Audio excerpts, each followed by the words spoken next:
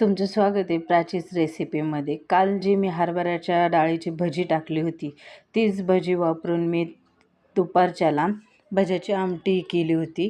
त्यासाठी मी एका कढईत तेल घेतलेलं आहे. हे तेल भजीच तळलेलं आहे. त्याच कढईमध्ये मी भाजी पण बनवणार आहे.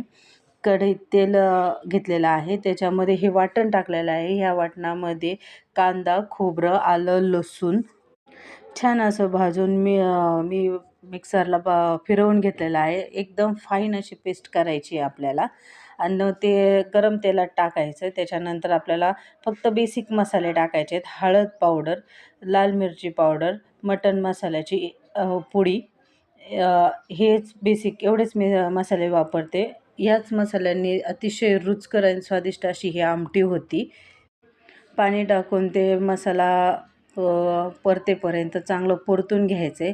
मसाल्याला वरती तेल सुटलं की आपल्याला त्याच्यामध्ये पाणी ओतायचं आहे. मी इथं थंड पाणी ओतलेलं आहे. जर गरम पाणी ओतलं तर ते अजूनच चांगलं, पण पाणी गरम करायचं ध्यानात राहिलं नसल्यामुळे मी इथं थंड पाणी ओतलेलं आहे. त्याच्याबरोबर आपल्याला त्यात मीठ टाकायचं आहे चवीनुसार आणि ही आमटी थोडी पातळच ठेवायची आहे, कारण भजी त्याच्यात सोडल्याच्या नंतर भजी त्या आमटीतलं पाणी थोडंसं शोषून घेतात आणि भजी फुगतात. आपल्याला पूर्ण आमटी अशी उकळून घ्यायची. बघा किती छान तरी आलेली आहे. कमी तेल टाकलेलं आहे तरी पण.